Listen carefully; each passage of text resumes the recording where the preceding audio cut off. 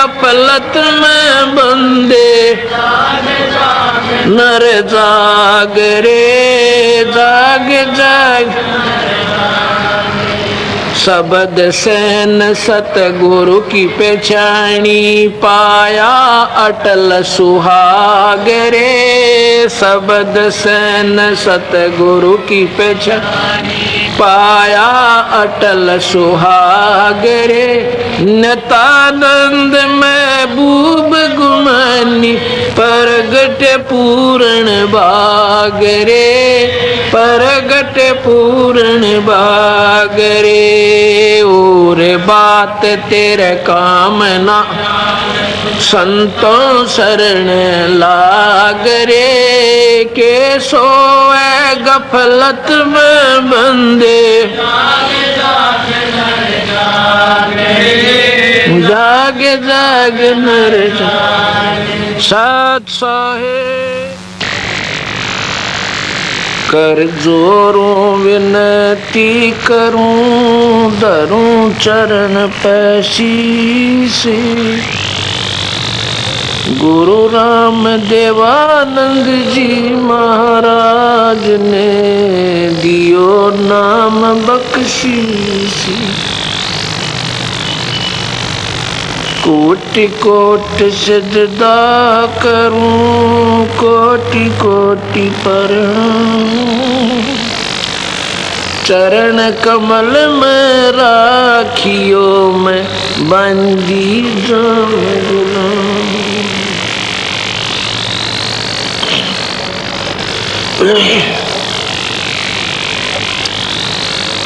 मानुष जन्म दुर्लभ है, मिले न बारंबार। तरवर से पत्ता टूट पड़े वो, बोर न लगे डर। कबीर फागुन आवत देख के, कबीर पतझड़ आवत देख के। बन रोवे मन माही, ऊंची टेनी पात थे इब पीड़े हो जाए। तरवर कबीर तरवर कहता पात से, सुनो पात एक बात।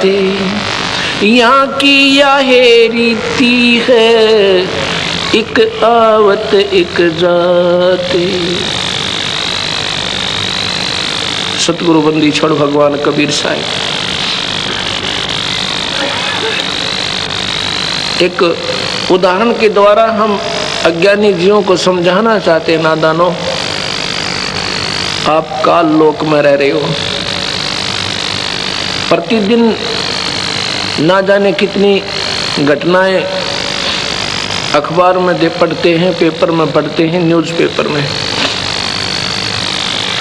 और कोई ना कोई रिश्तेदारी में, अड़ोस पड़ोस में कहीं ना कहीं ऐसी घटनाएं हम तकरीबन सुन लेते हैं। और फिर भी हमें डर नहीं बनता कि हम बाकी जो बचे हुए हैं वो निश्चिंत रहते हैं। जैसे कोई व्यक्ति जरूरी कामवश और नाइट सर्विस में जाता है, रात्रि के समय। नाइट सर्विस में वही व्यक्ति जाता है जिसने बहुत ज़रूरी कार्य हो, और फिर वापस आके अपना और भी काम संभालना हो। ऐसी घटनाएं आपने सुनी होंगी कि बस एक्सीडेंट हो जाती है और वो व्यक्ति मर जाता है। अब यहाँ बाकी जो बचे हुए वो कभी भय नहीं मानते इस बात का। उस बेचारे ने क्या सोच रखा था कि मैं वापस नहीं आऊँगा। वो चला जब ना जाने कितनी हिसाब किताब लगा करके चला होगा, जैसे हम प्रतिदिन जाते हैं। जैसा कि आपने, क्योंकि जो ताज़ी घटनाएं होती हैं वो कुछ दिन याद रह जाती हैं। गुजरात में अनर्थ हुआ, सुना होगा। वहाँ पर कई हजार व्यक्ति और सारे ही 3-4 मिनट के अंदर उन्हीं मकानों के नीचे दब के अपने प्राणांत कर दिए। शरीरांत होगा, उनका देहांत हो गया, जिनको बनाने में 3 पीढ़ी लगी हो मनमाने। तो ये हमने यहाँ के खेल को समझ नहीं पाए हम। इसके बारे में कबीर भगवान कहते हैं कि तुम काल लोक में रह रहे हो और यहाँ ना जाने ये कब के बिजली गिर दे और के घटना घट जा। पीछे उड़ीसा में शाम के समय अपने प्रेम से सपरिवार सोए थे और सुबह लाश तिरती मिली। वहाँ पर 100 तिर रहे थे। समुद्र ने उछाल लिया, साइक्लोन बना और तबाह कर दिया। इसके बारे में बंदी छोड़ कहते हैं, कबीर झूठे सुख को सुख कहे, मान रहा मन मोदे, ये सकल चबीना काल का, कुछ मुख में कुछ गोदे। ये सब काल आहार है, कुछ तो मुख में कुछ तो खा रहा है और बाकियों को खिला रहा है गोदी में। ये तेरा बेटा या तेरी बेटी, ये तेरी संतान, ये तेरी कोठी, ये कार, ये फैक्ट्री। और 1 सेकंड के बाद क्या देखता है? शमशान घाट के ऊपर। यहाँ सतगुरु महाराज कहते हैं, झूठे सुख को सुख कहे, ये मान रहा मन मोद, ये सकल चबीना काल का। होए होए होए। और कुछ मुख में कुछ गोद।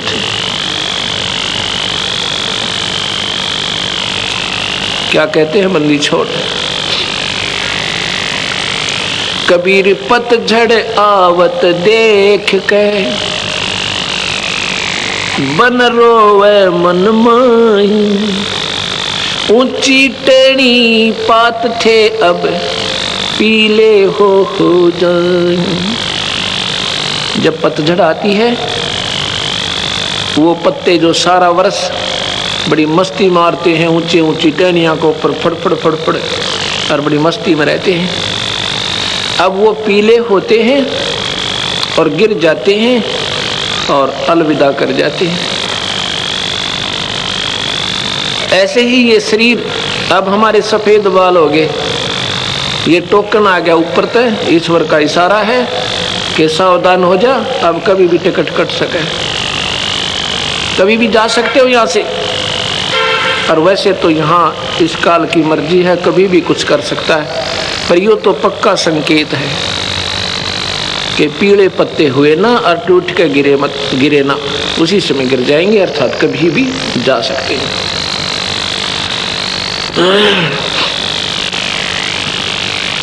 फिर कहते हैं, तरवर कहता पात से, वृक्ष कहता है उस पत्ते पे कि चिंता ना करे भाई, तो टूटेगा, एक नई कोपल फूट आवेगी और वो फिर 1 साल फड़फड़ फड़फड़ वो कर लेगी, फिर वो नीचे जाएगा। तरवर कहता पात से, सुनो पात एक बात, यहाँ की यह रीति है, एक आवे एक जात। तुम लोग ऐसे में रहते हो जहाँ पर कोई स्थिर नहीं, और सथाई लोग ने तुम छोड़ जाए अपनी मूर्खता के कारण, अपनी अज्ञानता के वश उस सतलोक को छोड़कर आ गए, जहाँ पर हम मरते नहीं थे, जहाँ पर हमें कोई पीड़ा नहीं थी, ये 5 तत्व का खोल नहीं था हमारे ऊपर।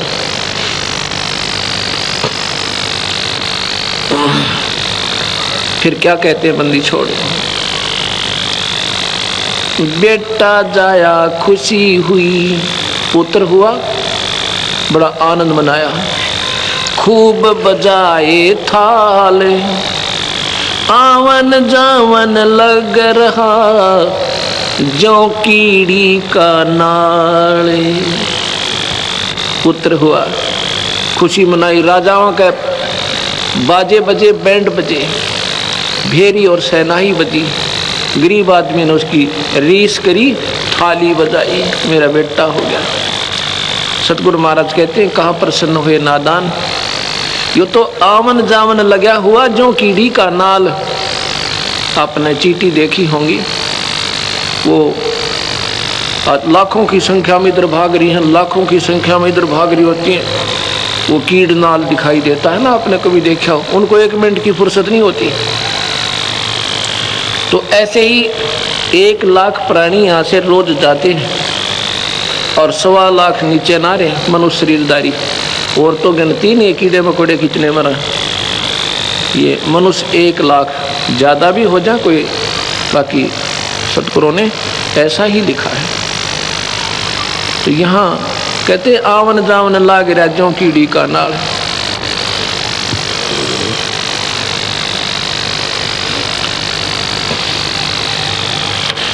कबीर धरती करते एक पग और करते समुंदर फाले, हाथा पर्वत तोलते उनको भी खा गया काले। ओए होए न कोई अनुमान कैसे पढ़ ठाया न थे कृष्ण जैसे, इनको भी काल खा गया, यू बख्शे को ना। क्योंकि केवल यहाँ से बचने का एकमात्र तरीका कबीर भगवान का आसरा, वो भी पूरे शरण के द्वारा, पूरे संत के माध्यम से। कबीर साहब ने बार बार यही कहा है कि झूठे गुरु के पक्ष को तजत ना कीजिए कान, और वो मुक्त नहीं होता वो प्राणी, वो भुगते चारों खान, फिर 84 में आ जाएगा। केवल सूखे कबीर पंथ की फीत लगा लेने से जीव काल से नहीं बचेगा। अपने घर पर मूर्ति रख ली, हम बहुत परंपरा से कबीर पंथी हैं, पंथी नहीं हम। पंथी जब होंगे तो सही संत मिलेगा और नाम सहारा मिलेगा। जब हम सतगुरु से जुड़ जाएंगे फिर काल हट जाएगा और सतगुरु हमारे सिर पर छाया रखेगा, बच्चे बच्चे के साथ होगा। एक कहानी सुनाता हूँ सतगुरु की, क्योंकि ये परम पिता है, ये अपने बच्चों के हमेशा साथ रहते हैं। मैंने सुबह भी बताया था, हरियाणा के अंदर 7-7.5 वर्ष के अंदर 1.5 लाख संगत हो गई है कबीर पंथ की, बिल्कुल फ्रेश, बिल्कुल नई। क्योंकि परमात्मा ये हमारा कोई कबीर साहब कोई व्यक्ति विशेष के लिए नहीं या जाति विशेष की नहीं है, लेकिन हम पंथी जल्दी बन जाते हैं। अब यहाँ लगा हुआ ना कबीर साहब के बारे में जानकारी दी जा रही है, साहब का फोटो है, तो काल ने आम जीव के मन में ये धारणा भर दी यहाँ तो कबीर पंथी ही जाते और मत जाना, ये बीमारी और बढ़ दी। क्योंकि काल ने तो जाल डालना है किसी प्रकार जीव सतगुरु के मार्ग से वंचित रहे। सतगुरु महाराज कहते ना हम हिंदू ना मुसलमान, हम तो एक मानव जाति के उद्धार के लिए आए थे भाई। और यहाँ कुछ दिनों के हम हिंदू हैं, कुछ दिनों के मुसलमान, फिर मर के मनमान के गधे बनाएंगे। कहे कि हम यहाँ सूखी फीत लगा रखी है। तो हरियाणा में सतगुरु की बहुत महिमा, बच्चे बच्चे के मुंह पे सामने बैठ कर सारा परिवार जो है आरती करता, जो हम करते हैं, और दिन में भजन करते हैं, सतगुरु की वाणी का पाठ करवाते हैं, और अपने आप को पिछले बीते हुए समय को याद कर कर रोते हैं कि परमपिता मुझे ये मार्ग पहले क्यों नहीं मिला, हम इतने दिन भ्रमते और भटकते रहे। तो वो कबीर पंथी नहीं थे, अब वो कबीर पंथी हो गए। क्योंकि पंथ क्या है, सतगुरु के अनुसार साधना करना, उनके पद चिन्हों पर चलना, that is known as the panth. और पंथ कोई नो सीमा थोड़ी है किसी की। तो वहाँ बंदी छोड़ भगवान कबीर साहब की इतनी अजब महिमा है। वैसे तो मालिक सब जगह है, बिजली के गुणों का सबको ज्ञान है, और उसके गुणों की गाथा गाते कि बिजली पंखा चलाती है, बिजली पानी निकाल देती है ट्यूबवेल से, बिजली आटा पीस देती है और बहुत से काम बिजली करती है। दूध रिड़क देती है, कपड़े भी धो देती है बिजली आजकल।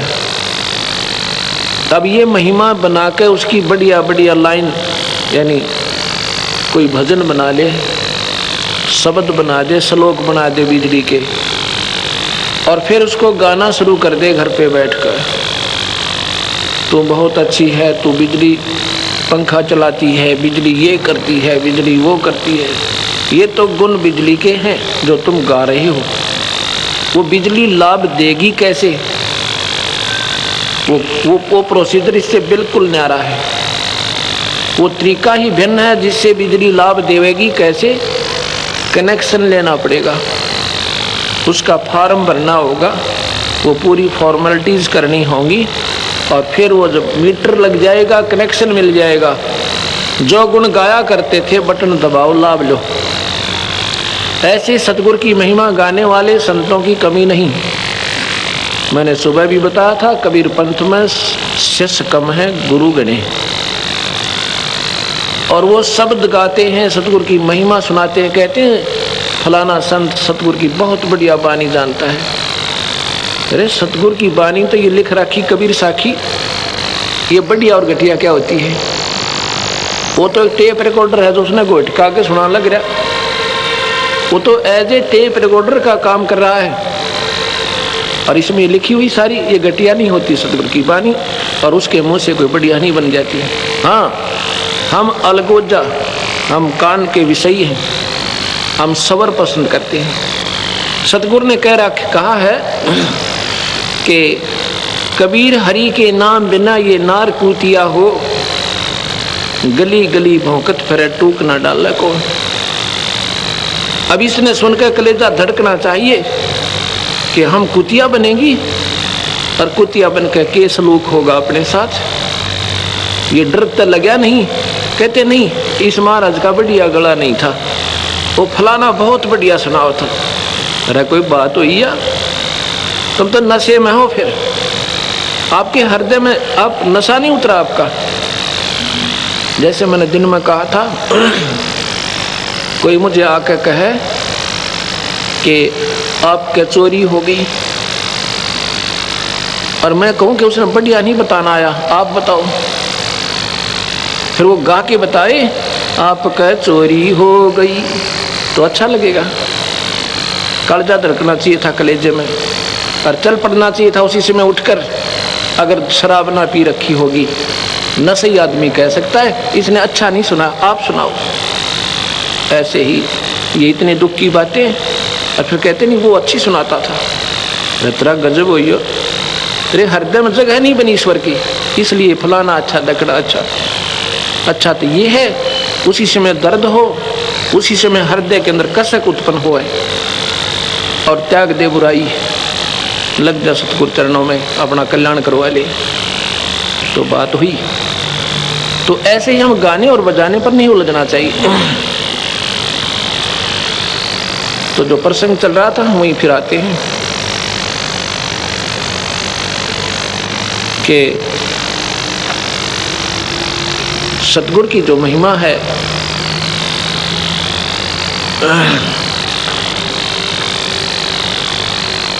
अब कनेक्शन ले ले और अपना फिर काम करे, उसका आप लाभ देगा दाता। तो देखो, विचार करना होगा। सतगुरु महाराज सन 1398 में, सन 1398 जून में, यानी जेठ मास, ज्येष्ठ उतरते की पूनम के दिन सुबह ब्रह्म मुहूर्त में 1455 विक्रमी संवत में सतगुरु आए थे। ये तो हम उनके कलयुग की एक प्रत्यक्ष, उन्होंने एक जीवन यहाँ एज ए मैन, एक व्यक्ति की तरह जीवित रह कर दिखाया था। वैसे तो वो अनंत कोटि ब्रह्मांड के मालिक हैं, जब चाहें आ जाते हैं, जब चाहें चले जाते हैं, और यहाँ भी रहते हैं। तो सतगुरु के बारे में जो हम जानकारी आपको देना चाहते हैं, उस समय उनके 64 लाख शिष्य हो गए थे, 64 लाख। और दूसरे किसी को नाम देने का भी आदेश सतगुरु ने नहीं दिया था। हालांकि कमाल जैसे और सर्वानंद जैसे विद्वान बन गए थे, सतगुरु की 4 बातें सीख कर अपनी अपनी डफले भी बजाने लग गए थे, पर सतगुरु ने उनको मना कर दिया था, नादानो अपना काम बनाओ, काहे के मेहनत पाको तुम गधे बनोगे काल में। उन्होंने किसी को नाम देने का आदेश नहीं दिया था, केवल धर्मदास को दिया था अपने जीवन काल में। क्या उन्होंने बहुत अच्छा किया था। ना सारे अंडी पाक जानते, अपनी अपनी डफली, क्योंकि उनके जाने के बाद बन गई वही बात। फिर कुछ तो रोजी रोटी का धंधा ढूंढ लेते हैं। उन्होंने आत्म कल्याण से कोई मतलब नहीं होता। हमने चाहिए अपना कल्याण कराएं, अपना बेड़ा पार करें और अपना काम बना जाएं।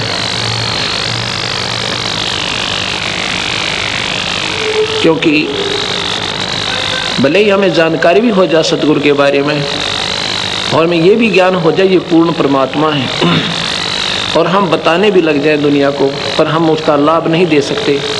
हम केवल प्रचार कर सकते हैं, लेकिन केवल प्रचार से भी सतगुरु की बात बने कोई ना। ज्ञान हो गया कि पूर्ण परमात्मा है, उसको पाने की विधि आपके पास है, नहीं तो आप यूजलेस, व्यर्थ। ये तो संत जिनके पास शब्द शक्ति होती है और उनको आदेश होता नाम देने का, वो अगर आपको उपदेश देते हैं उनका उपदेश फलेगा, अन्यथा नहीं फलेगा। क्योंकि सतगुरु फिर शब्द शक्ति से अपने अंशों से जुड़ता है। बातें बताने वाले बहुत अच्छे मिल जाएंगे, वक्ता भी बहुत अच्छे होंगे आपके, एक से एक बढ़िया बोलने वाले भी मिल जाएंगे आपको, पर वो रोग नहीं काट सकते आपका, वो आपको कुछ नहीं दे सकते। कैसे? मुख्यमंत्री के आने से पहले मुख्यमंत्री का कहीं पर प्रोग्राम हो, उनके आने से पहले वक्ता धरती और आसमान मिला देते हैं। इतने बढ़िया लेक्चर देते हैं, इतनी बढ़िया स्पीच देते हैं, लेकिन उनका पल्ला कुछ नहीं। वो तो मुख्यमंत्री आएगा और जनता अपनी अर्ज करेगी, एक शब्द कहेगा, अच्छा भाई सड़क बना दो। कहते हैं कि स्कूल नहीं है, कन्या स्कूल बना दो, उसके शब्द बन सकती है। और वह सूखे ढोल पीटते थे पहले, उनके पास कुछ नहीं था। ऐसी बातों के बताने वाले, शब्दों के गाने वाले, कबीर साखी को बड़े ढंग से बताने वाले संतों की कमी नहीं है, पर शब्द शक्ति के बिना वो जीव को कुछ नहीं दे सकते। स्वयं भी धोखे में, इसी करके कबीर पंथ फेल होने जा रहा है। ये 3 लोक के भगवानों का डंका पीट रखा और वाह वाह हो रही, इस परम पिता का, परम शक्ति का, और किसी को ज्ञान भी कोई ना। कोई तो कहता है ये तो संत थे, कोई कहता है तो भक्त थे, कोई कहता है ये तो एक मामूली से जीव थे। क्योंकि लाल की परख जौहरी करता है, आम व्यक्ति नहीं कर सकता। 10 के नोट में बच्चा बता देगा, क्योंकि उसके आम व्यवहार में है कि बहुत बढ़िया अच्छी चीज़ है, ये काम आने वाली वस्तु है। और लाल को आम व्यक्ति नहीं बता सकता। कोई कहे ये 9 करोड़ रुपए की कीमत रखता है, यकीन नहीं हो सकता, क्योंकि वो उनके व्यवहार में नहीं है।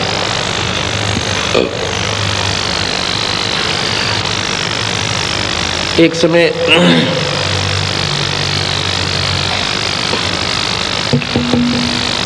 हरियाणा का मैं जिक्र कर रहा था अपने कबीर भगवान की महिमा का। सतगुरु महाराज किसी व्यक्ति विशेष के नहीं है।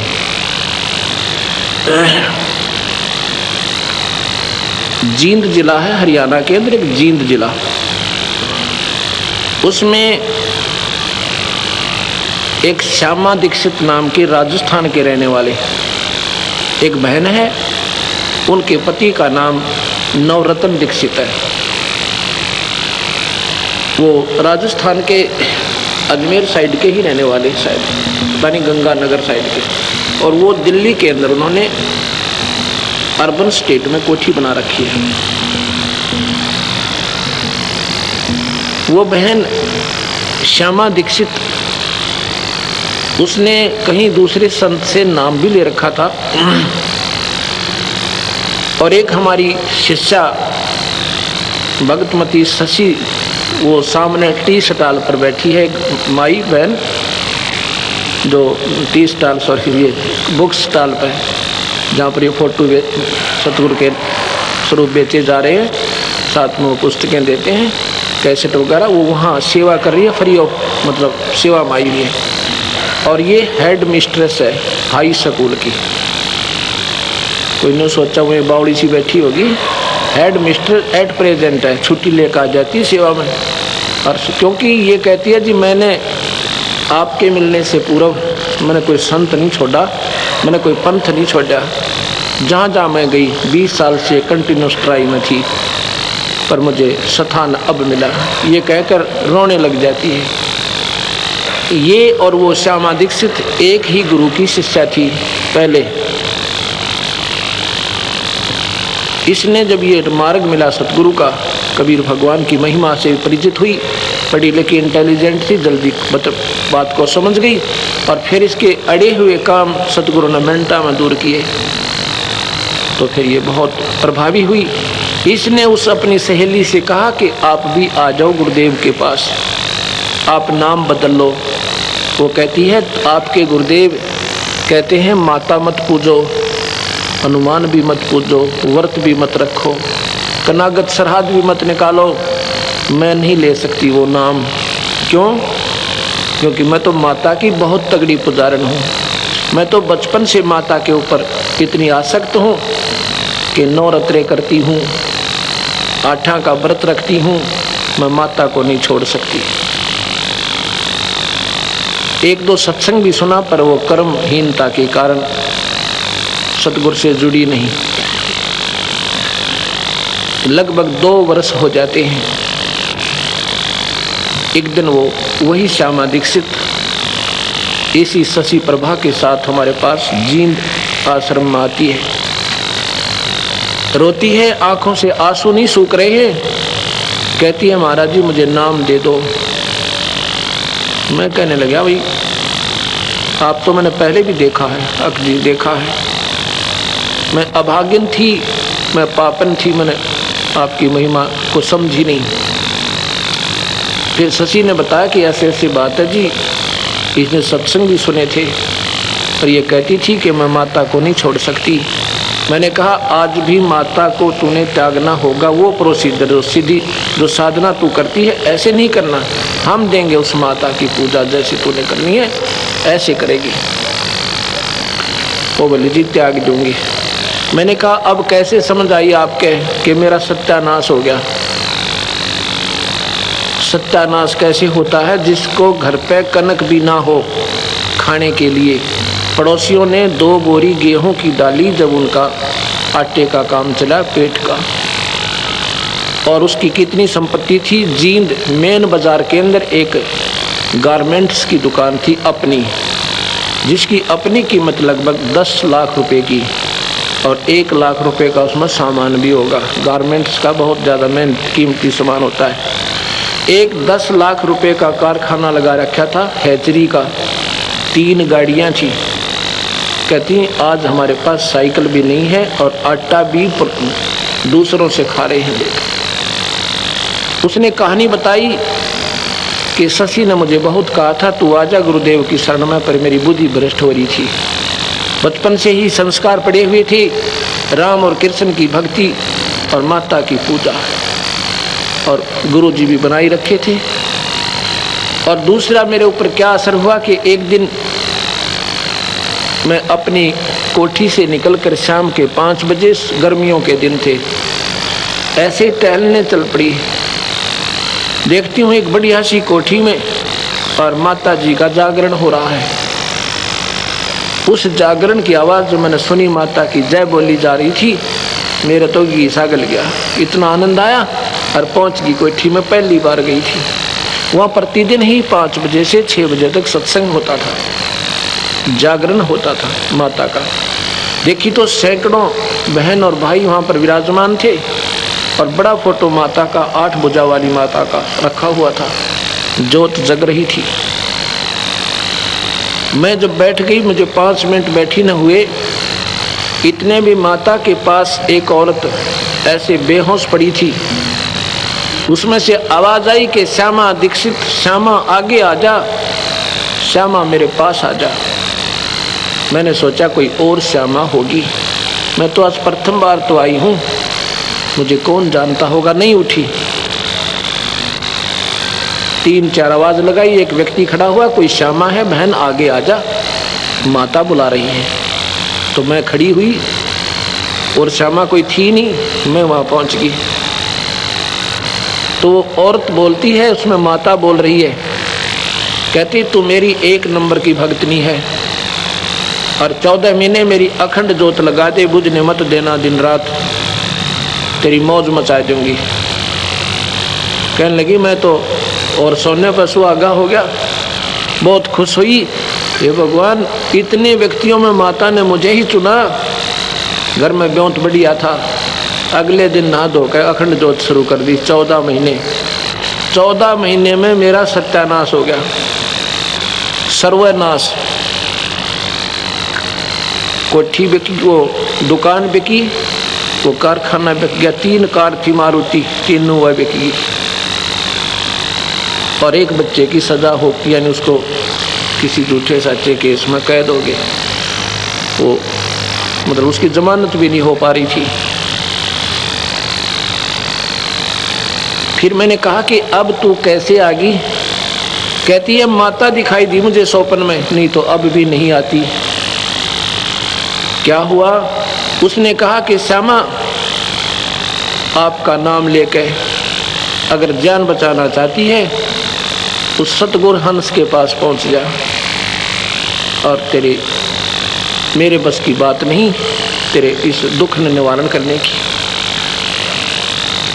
आप शायद नादान ये सोचोगे महाराज अपने सतगुरु की महिमा ही गाने के लिए बातें बना रहे होंगे। कतई नहीं, जितना मैं बोलूँगा 1% भी गलत नहीं होगी और सोच आपकी अपनी होगी। क्योंकि मैंने क्या हो सकता है बेमतलब के फिजूल में थूक बिलोवन की, कोई लोभ नहीं, कोई लालच नहीं आपसे, कोई न सोचे स्वार्थवश संत और ऐसे ही डींग पेल रहे होंगे। नहीं, आज तक किसी से ये नहीं कहा है कि 10 रुपये दान दे दे या पर्ची काट दे, और कई लाखों के समागम हो चुके हैं। सतगुरु अपने हंसों को तैयार रखता है। कबीर साहब कहते हैं जो मांगे सो बढ़ुआ के ये दर दर फिरे अज्ञानी, और जोगी जोग संपूर्ण जिसका मांग ना पीवे पानी। संत मांगा नहीं करते, उनका वो तो दुनिया के घर भरा करते हैं। तो मैंने उससे कहा नाम ले लिया। कहती है उस दिन मैं रोटी नहीं खाई थी, सारा दिन अन्न नहीं था हमारे घर पर, जिस दिन नाम लिया। तो आश्रम में खाना खिलाया, ये सभी को कहा जाता भंडारा सतगुरु का भोजन पाओ।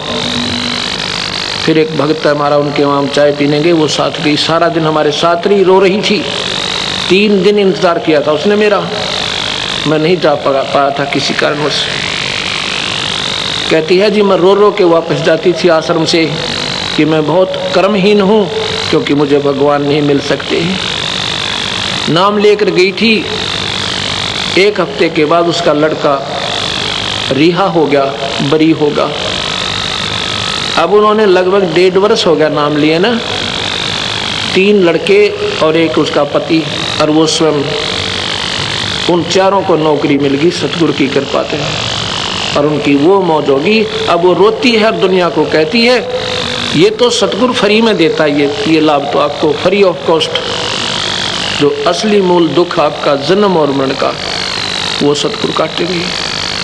जग सारा रोगिया रे जिन सतगुरु वैद न जाना, जग सारा रोगिया, जग सारा रोगिया रे जिन सतगुरु,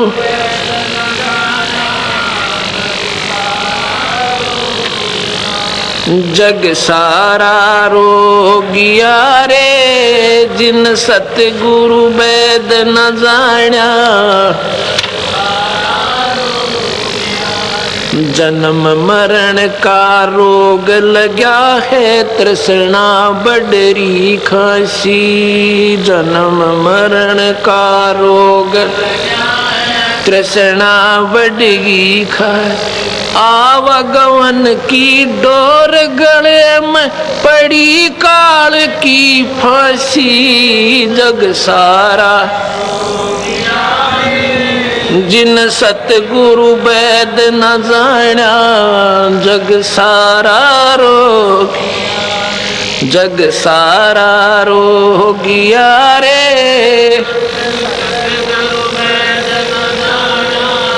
जग सारा रोगिया।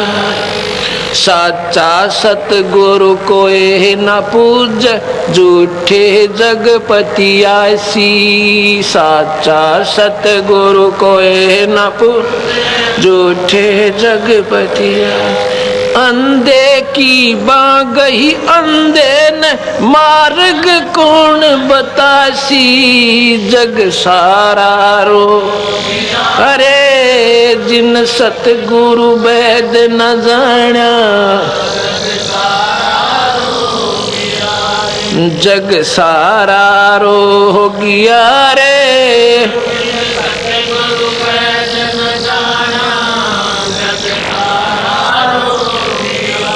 देखा देखी गुरु से होगे, किया न तत्व विचारा।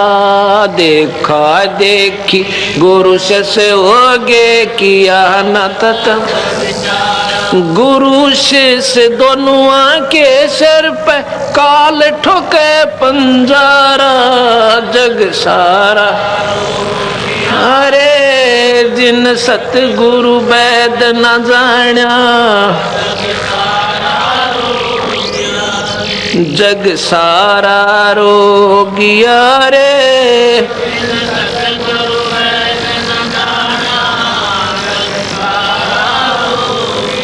सार शब्द सर जीवन बूटी, गस गस अंग लगावे। सार शब्द सर जीवन गस गस अंग लगा। कह कबीर तुम सतकर मानो, जन्म मरण मिट जावे। जग सारा रो रे, जिन सतगुरु वेद न जाण्या। यारे जग सारा रोगिया रे, जिन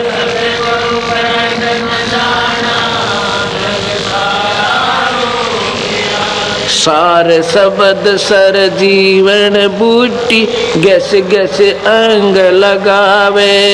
सार शब्द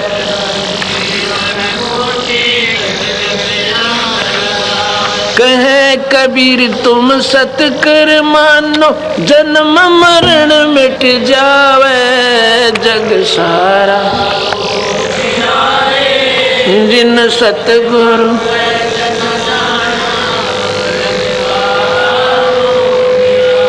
सत साहिब।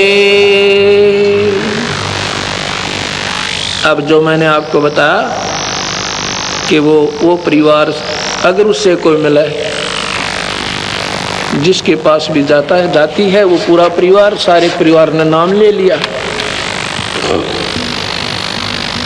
जहाँ भी वो जाकर कहते हैं कि अगर आपने अपनी जिंदगी सफल करनी है, इस संसार में भी अगर अपने सुख चाहिए तो सतगुरु शरण में जाओ। और परलोक का बेरा ज्ञान तो अब हुआ, हम गलत साधना कर रहे थे।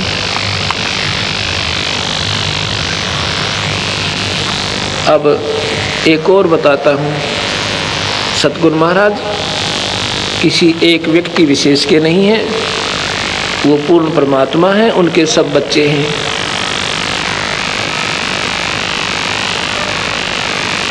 उसी जींद जिला में पटियाला चौक पे एक रमेश नाम का, रमेश जैन अब मैं क्या कहना चाहता हूँ, क्योंकि कबीर साहब ने जो बातें कही थी कि तुम सबकी साधनाएं गलत हैं, क्योंकि ना तो तुम अकॉर्डिंग टू द शास्त्र कर रहे। गीता में लिख रखा है भाई कि देवी देवता मत पूजो, और ना पितर पूजो ना देवता पूजो, ये तुम्हें कुछ नहीं दे सकते, नरक दे सकते हैं। परमात्मा का भजन करो। लेकिन हमारे समाज में ये गीता के प्रचारक कहलाने वालों ने भी ये बात समाज को ना बताई। अगर ये बताई होती तो कौन श्राद्ध निकाला है और कौन पितर पूजे, क्योंकि लिखा है गीता के 9वें अध्याय के 25वें श्लोक में, भूत पूजने वाले भूत बनेंगे। अब सभी भूत पूज रहे हैं। वो हमारे पूर्वज भूत पूजते थे, वह भूत बन गए, अब उनको हम पूज रहे हैं, हम भी भूत बन जाते थे। कबीर साहब की शरण में ना आते थे।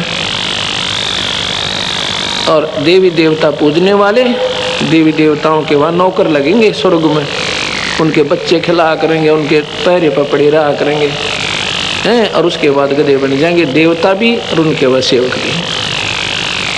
इसलिए भगवान भजो भाई, पर किसी का समझ में ना आई। लिखा है गीता जी में कि शास्त्र के विरुद्ध साधना करने वाले प्राणी कभी ना तो इस लोक में सुखी हो सकते ना परलोक में। और हमारे समाज में सारी शास्त्रों के विरुद्ध साधना दे रखी है। अगर निरंजनता ही का लाभ भी अगर ढंग से चाहिए तो भी अकॉर्डिंग टू द शास्त्र, और गुरु बनावे पूर्ण संत ने। तो देखा देखी गुरु शिष्य बने, काम नहीं चला भाई, नाराज ना होइयो, क्योंकि सच्चाई कड़वी होया करे, अवश्य होती है, पर कड़वी होती है ना। गोरखनाथ जी भी अंडी पाक रहे थे, न सोचते तेरे जैसा आज के दिन में कोई महात्मा नहीं है जो मुर्दे ही जिंदा कर दे, सोने का पहाड़ बना दिया। फिर भक्ति में कमी भी कुकुर सोचे, पर जब पूर्ण परमात्मा का ज्ञान हुआ, दोनों कान पकड़ लिए, हम तो कुछ भी नहीं थे मालिक आपके सामने।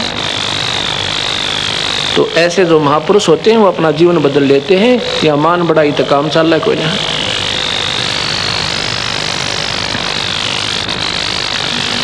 तो जो हम कहना चाहते थे आपको, सतगुरु महाराज कोई व्यक्ति विशेष के नहीं है। गीता जी में भी ये लिखा है कि तो अगर हम निरंजनता ही का तक का भी लाभ चाहते हैं, काल तक का, क्योंकि गीता में काल भगवान कहता है मैं काल हूँ, और अपनी साधना बताता है ऐसे करो अर्जुन, गुरु बनाओ और भाई ओम नाम का जाप करो, और साधना मत करो, केवल एक ईश्वर की साधना। फिर कहता है अर्जुन तने पूर्ण मुक्ति चाहती है, उस परमात्मा की शरण में चला जा। गीता के 18वें श्लोक का 40वां 18वें अध्याय का 40वां और 62वां श्लोक प्रमाण देता है। अध्याय 8 का 9, 10 और 11 प्रमाण देता है, पढ़ के देखो। और पूरा का पूरा 13 और 14 अध्याय और 15 अध्याय उस परमात्मा के बारे में पूरा प्रमाण दे रखा है, उस अविनाशी ईश्वर के बारे में।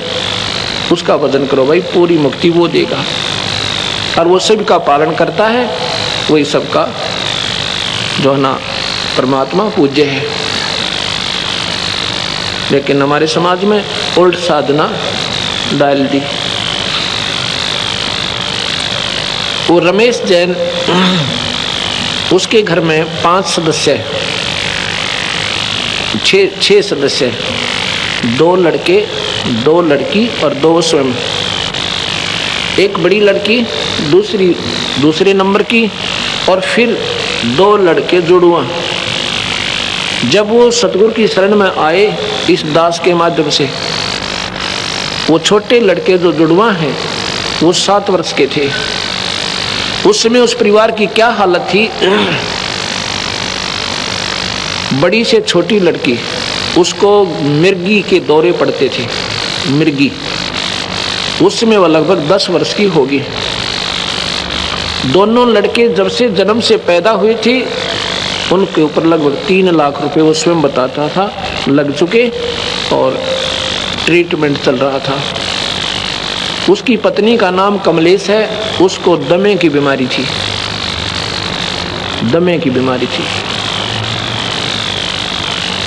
जब उसने नाम लेने के लिए वो आए, किसी सेवक ने बताया, मैंने उसको कहा कि आप जैन हो? कहा जी। तो आप थानक में भी जाते हो? हाँ जी। अब देखो, पूजा किस लिए करते हैं हम? गोली किस लिए खा रहे हैं? कैप्सूल किस लिए ले रहे हैं? ट्रीटमेंट के लिए कि बीमारी कट जाए। कहाँ जी, जब बीमारी आपकी कट नहीं रही तो आप दूसरे डॉक्टर के पास जाइए। कहाँ जी, जाना ही पड़ता है। तो फिर क्या करोगे? जो वो डॉक्टर कहे ये कैप्सूल खाओ, ये छोड़ दो, तो तुम पहले खा रहे हो, इनको मत खाना, तो आप क्या करोगे जी? छोड़ दूंगा और नए खाओगे ना जो वो देगा। कहाँ जी, बस ऐसे ही है। मंदिर में भी जाते हो? कहाँ जी, मंदिर में भगवान है? ना जी। क्यों मैं जाते क्यों हो? जाता था ही भी नहीं जाऊँ। भगवान होता तो मेरी बिरान मट्टी ना होती, हम बहुत जाते थे। आप जैन धर्म में भी गए हो, वहाँ भी संतों से मिले हो कि मिले हैं जी? खूब। उन्होंने जो कहा हमने सब कुछ किया। और गुग्गा पीर भी पूजा, हनुमान जी भी पूजते हैं। और फिर भैया दुर्गति तुम्हारी, और भैया तो समझ में ना आती, सब कुछ कर रहे हैं और फिर दुख न्यू का न्यू। अब अगर तुमने सतगुरु शरण में आना है, सब पूजाएं त्याग दो, केवल जो हम कहें ऐसे करो, अपने भगवान का भजन करो। ये तो तुम्हें जन्म मरण से छुटवा होगा। और जो तेरे घर पर कह रहे हैं इसको फ्री में ठीक करेगा जाता है, क्योंकि ये पूर्ण परमात्मा है।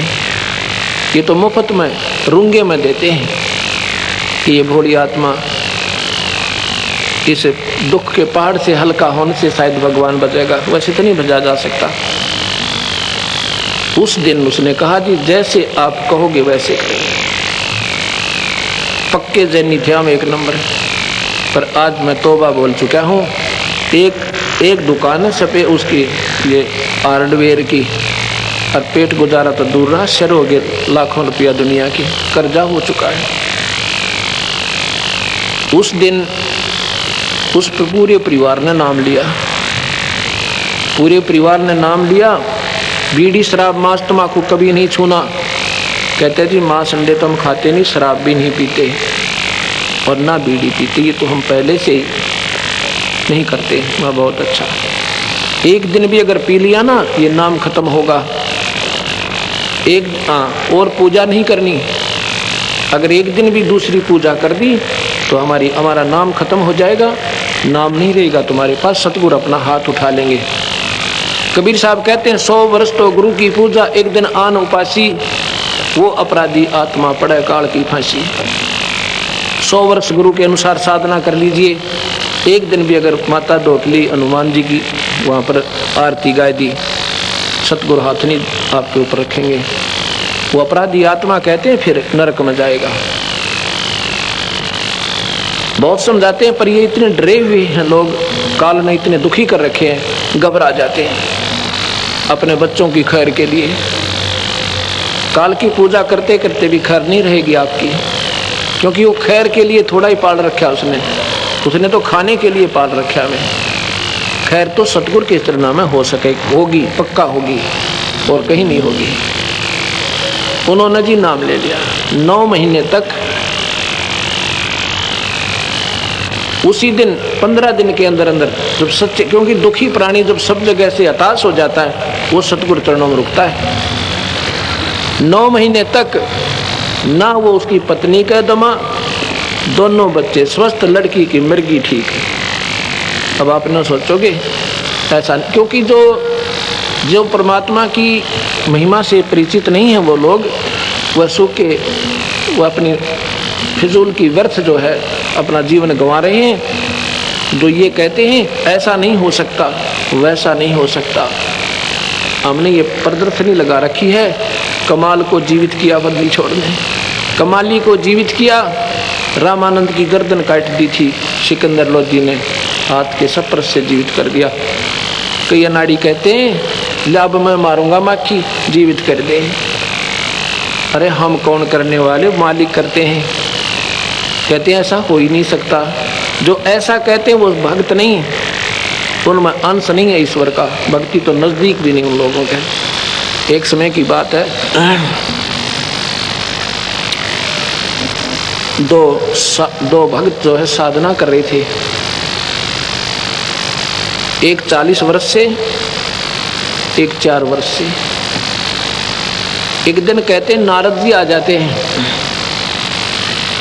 नारद जी ने देखा जो बड़े 40 वर्ष से साधक थे, बड़ा शील स्वभाव, इतनी लंबी दाढ़ी हो रही, बड़ी बड़ी जटा, और बैठे जमा मस्त। बड़ी चर्चा हुई सतगुरु के बारे में, भगवान के बारे में, बहुत आनंद आया।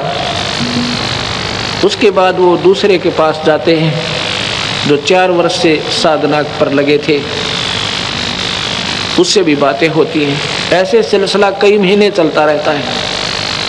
एक दिन नारद जी ने भगवान विष्णु से कहा कि भगवान वहाँ पर आपके नाम पर 2 कुर्बान हो रहे हैं, आपके ऊपर पूरी आस्था रखते हैं दाता। कबीर साहब बोले उनमें से एक है भाई सही आस्था वाला, एक नहीं है। अब वो होगा जी जो 40 साल से लग रहा है, नहीं वो नहीं, वो दूसरे वाला। अब नारद जी ने सोचा आज भगवान रॉन्ग स्टेशन पकड़ के दिखे, इतने बढ़िया महात्मा को 40 साल से आपके नाम पर कुर्बान उसको कह रहे हैं, ये भक्त नहीं है। और दूसरा काल का बच्चा उसने कहा यूँ महात्मा है, यो सही भक्त है। भगवान के मुंह की तरफ देख रहा है नारद। तो भगवान विष्णु कहते हैं क्यों नारद, क्या बात है, मेरी बात पर यकीन नहीं हुआ? अगर नहीं ऐसी बात नहीं, ऐसी बात नहीं भगवान, पर मेरी बुद्धि काम नहीं कर रही, सही बताऊँ आपने। क्यों? वो तो जी बहुत अच्छा, ओहो आपके तो गुण गाता गाता नहीं छिकता। अच्छा तो ऐसे कर, किस टाइम जाता है तो उनके पास? अगर जी रोज जाता हूँ मैं, तो उनकी चर्चा सुनता हूँ, आप उनके मुंह से आपकी बातें गदगद हो जाता हूँ।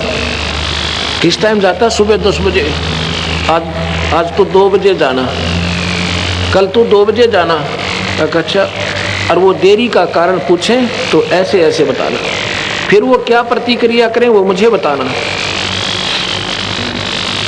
अच्छा जी। नारद जी 2 बजे पहुँचे।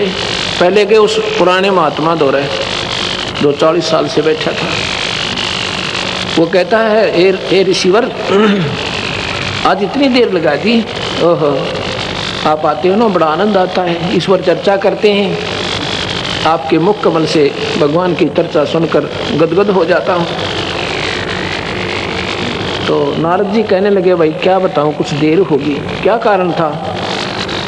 कि ऐसे ऐसे कारण था, भगवान विष्णु ने एक सुई की नोक के अंदर से, सुई का जो होता है ना धागा डालने का पका, उसमें से हाथी निकाल दिया। वो कहता है नारद जी क्यों झूठ बोल रहे हैं, ऐसी बात कहो जो कि तलवा लागती हो, ऐसे गप्पे नहीं मारा करते, तुमने तो बैठा बैठा रखा देश का, ये भक्ति भ्रष्ट कर रखी है। वो लाल हो गया जियो तक, और 40 साल वाला महात्मा। नारद जी का वही भाई नो सोची भगवान तो साची कहे थे, ये तो जमाए डांगर है, इसने कहेगा ना मेरा, जब भगवान पे विश्वास ही नहीं था क्यों बैठा है डले डोन की खातर।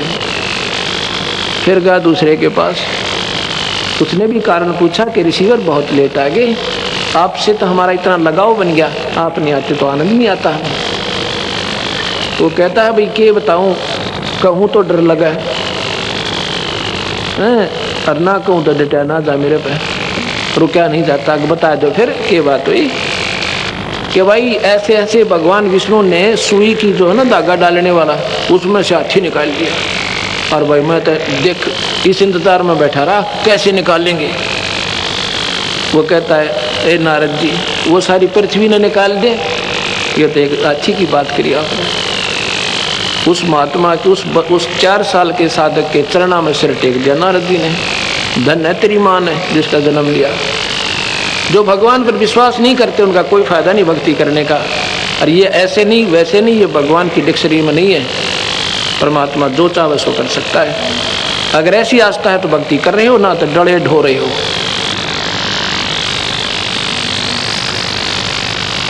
तो जो प्रसंग आता वहीं आता हूँ मैं। एक बार फिर क्या आ जाती है, 9 महीने के बाद उस रमेश जैन के परिवार में आपत्ति फिर आ जाती है। वो सारे बीमारी, बच्चे भी बीमार, सिविल हॉस्पिटल में एडमिट, और उस कमलेश का दमा और उस लड़की को मिर्गी फिर पड़े। मेरा वहाँ पर 1 हफ्ते के बाद जाना हुआ जींद आश्रम में। मेरे पास वो सारा परिवार आया, कहते हम तो मर गए जी। तो उससे पहले हमारा एक सेवक चला गया उनके पास। उससे कहने लगे हमें तो बहुत दुख हो गया, फिर आपत्ति आ गई, ज्यों की तो होगी बात, पता नहीं क्या कारण है। उसने कहा तुमने कोई गुरु मर्यादा तोड़ी है, कोई नियम नहीं निभाया।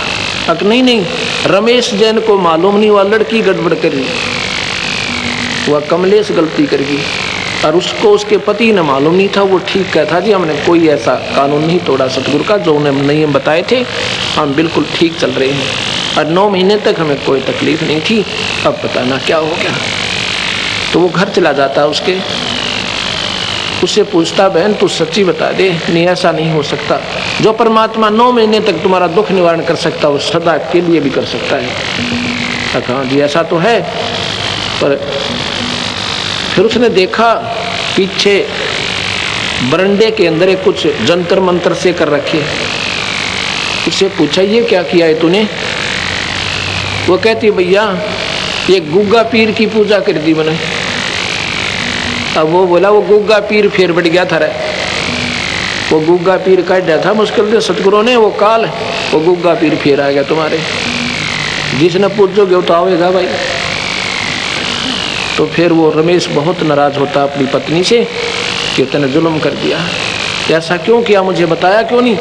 वो कहती है पड़ोसन आई थी और कहने लगी नाम तो हमने भी ले रखा, हम तो सारी पूजाएं करते हैं, और गुग्गा पीर ना पूजा ना, हमारे रिश्तेदार का लड़का मर गया था और मैं तो डर गई। और पूजा करते जब खूब बीमार रहा करते, जब गुग्गा पीर गीत गाया था तेरा, यह समझ तो बार बात हो जाती है। सारे परिवार ने, मैं बोला तो मेरे पास आए, फिर उन्होंने अपनी गलती मानी कि दोबारा उपदेश लो और फिर दूंगा नहीं, एक बार माफ़ी हो जाएगी। सतगुरु से हम भी रोएंगे और तुम भी रोना। उस परिवार ने दोबारा फिर उपदेश लिया। आज 5वां वर्ष लग गया उनको, 6ठा लग गया है। 95 में नाम लिया था 1995 में। उस परिवार के ऊपर कोई किसी प्रकार का दबाव नहीं, और बल्कि नई कोठी बना ली, और दुनिया को कहते फिर हैं अगर पृथ्वी पर कहीं भगवान है तो कबीर साहब है। बोल सतगुरुदेव सत्संग। तो इस प्रकार अपने इष्ट पे पूरा विश्वास रखो। जिनके लिए तुम भागा दौड़ कर रहे हो ना, वो तो मुफ्त में सुख देगा आपको, फ्री ऑफ कॉस्ट। और जो पाठ से भरा कष्ट अपना ज्ञान नहीं, वो हम बता रहे हैं जो ये निवारण करेंगे। आपको तपतशिला पर नहीं जाने देंगे, धर्मराज आपका लेखा नहीं करेगा। गरीबदास जी कहते हैं सतगुरु शरणा आके धर्मराज डर कैसा। कबीर साहब की शरण में आके धर्मराज का भी डर कोई ना। किनको? जो सतनाम और सार नाम उपासना कर रहे हैं। बाकी बात बनानी है, बेशक कबीर पंथी बने रहो, ठागा ठोकेगा नरक में, चाहे संत हो और चाहे भाई भगत हो, क्योंकि नाम से जीव का छुटकारा होना है, नहीं तो बात नहीं बनेगी। इस प्रकार अपने परमात्मा पर पूरा विश्वास रखें। अब हम आपको सतगुरु की आगे महिमा बताते हैं, क्योंकि सतगुरु की महिमा तो अब शुरू करूंगा। अभी तक तो भूमिका बना रहा था, हर दिन रह गया एक महीना अगर कंटिन्यूस कबीर साहब की महिमा गाऊं, और 6-6 घंटे हो जाते हैं रोजाना, और फिर भी पूरी नहीं हो सकती, क्योंकि हम इस परमात्मा की महिमा से अवगत नहीं थे। ये कोई लंबी चौड़ी कथाएं, वो हजारों वर्ष पुरानी कहानी नहीं है। आज की प्रत्यक्ष बताऊंगा, और ये 550 वर्ष पुरानी बातें सतगुरु की, जो आज भी पीढ़ी दर पीढ़ी मिल सकती हैं। वहाँ पर वो प्रमाण, वो अवशेष बकाया है। आपने सुना होगा, एक समय की बात है,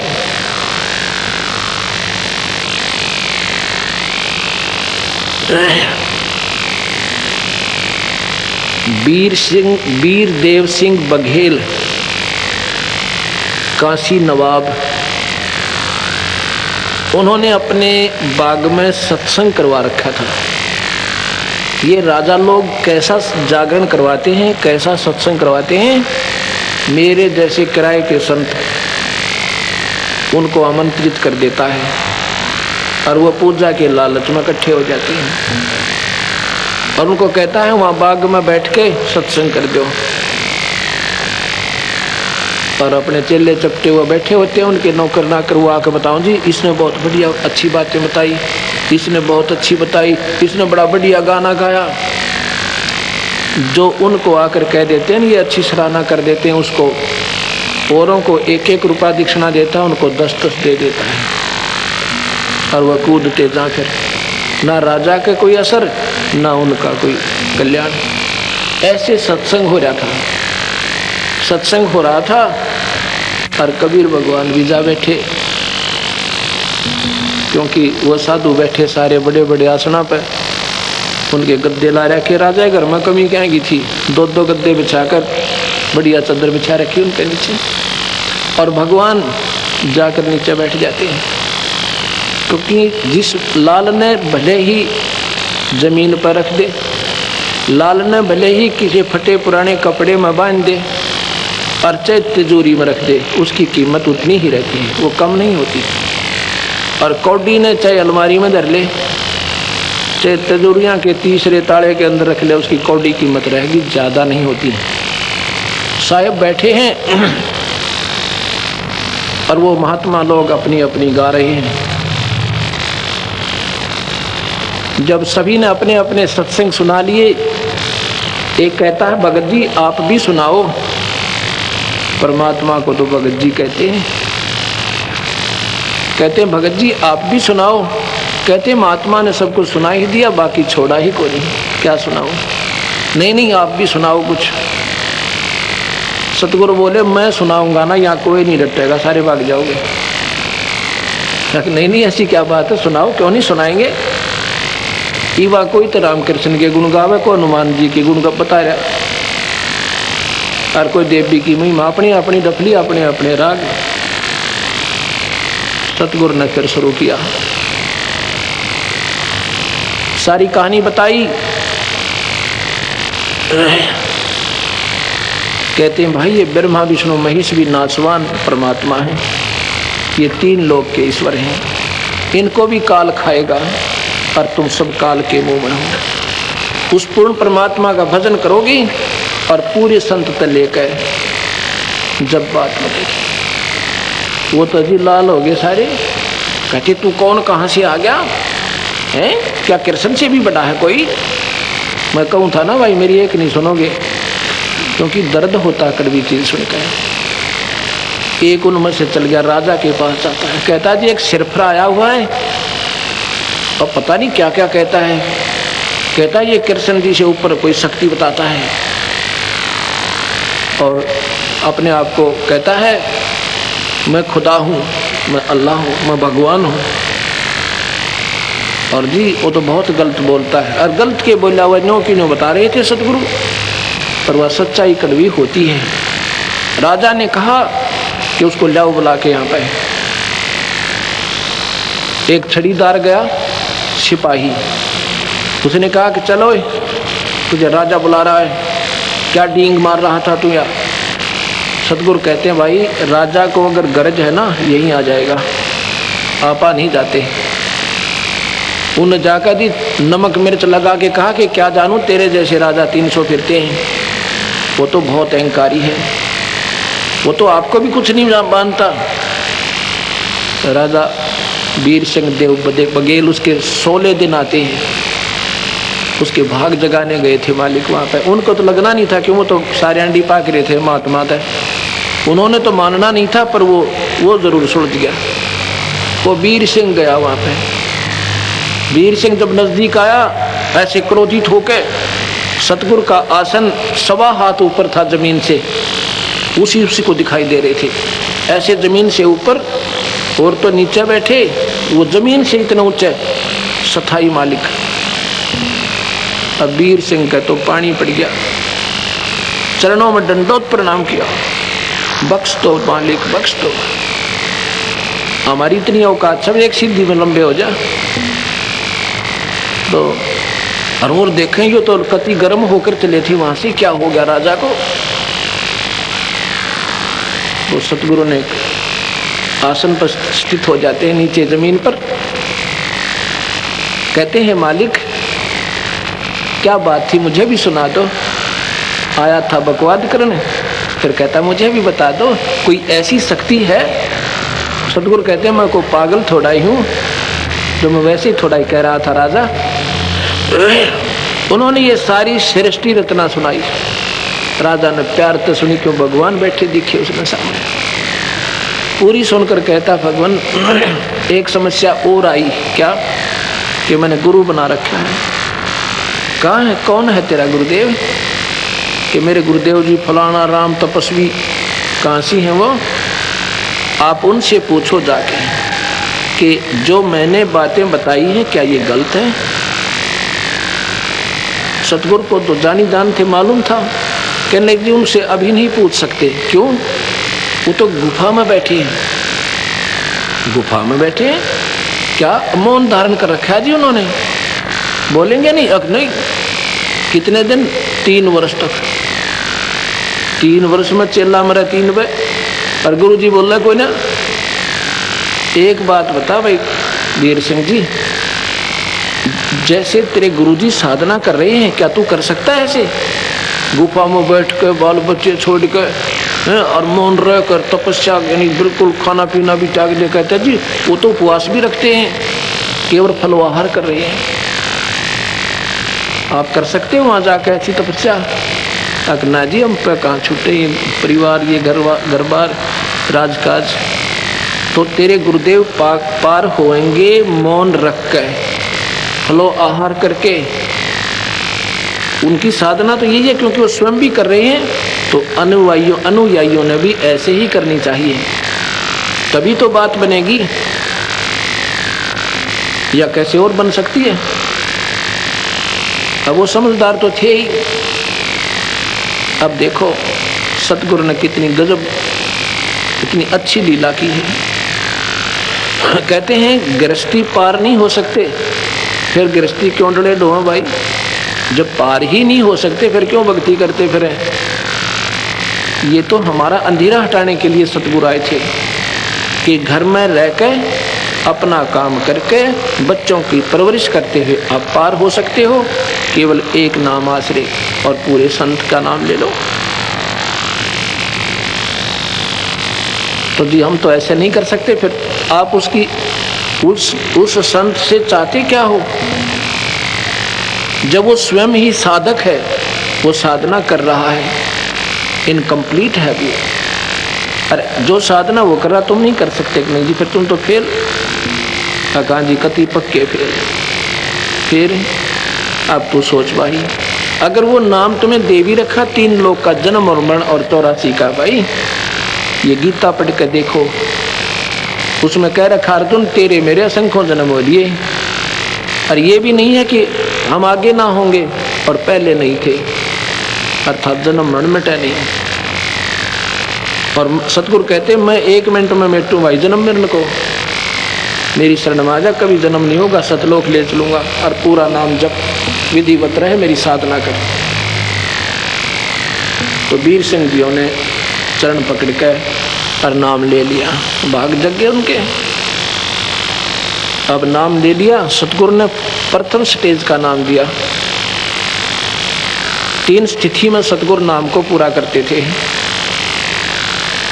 पहली स्थिति है पहली का कायदा, नर्सरी, जो 3 लोक की भक्ति है ना, सही श्रेष्ठ अकॉर्डिंग टू द शास्त्रों के अनुकूल वो कराई जाती है। क्योंकि 3 लोक के साधकों ने, संतों ने यह भी पूरी नहीं करवा रखी आपकी पढ़ाई।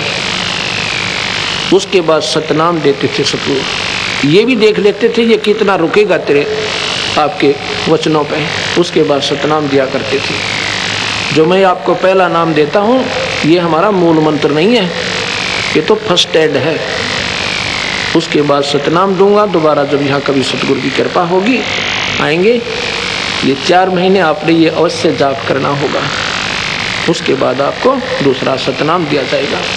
सतनाम के बाद फिर सारनाम दिया जाता है जब ये जीव मुक्त होगा।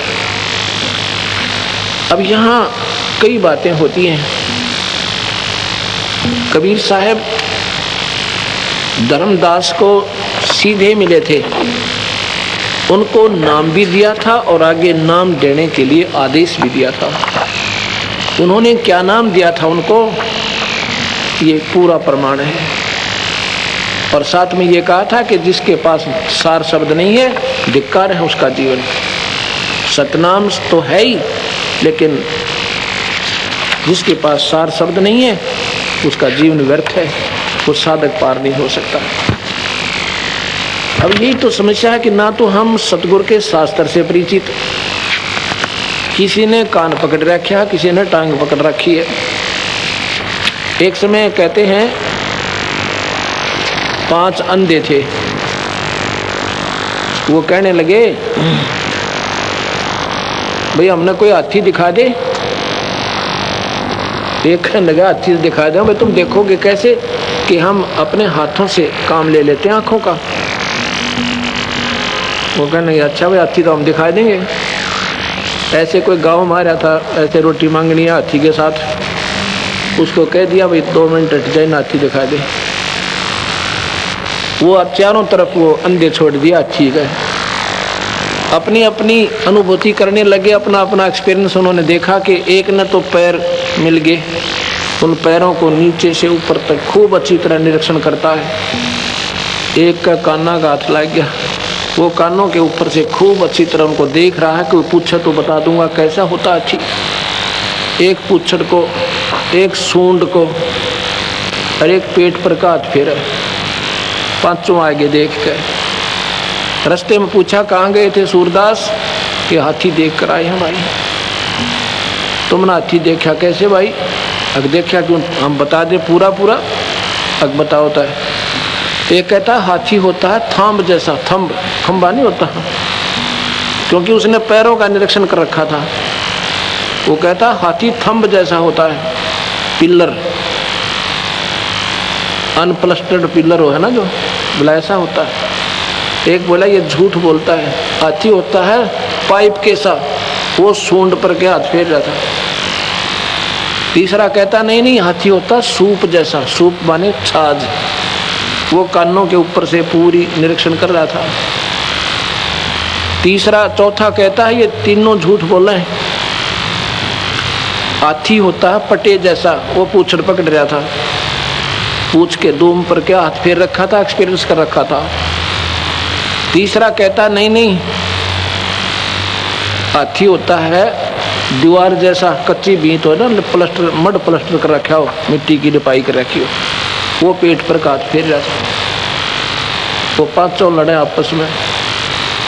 तो उस आँखें वाले ने बताया भाई, आंखों वाले ने कहा ये तो these are the parts of the elephant, ये तो हाथी के हिस्से हैं जिन्हें तुम हाथी मान रहे हो।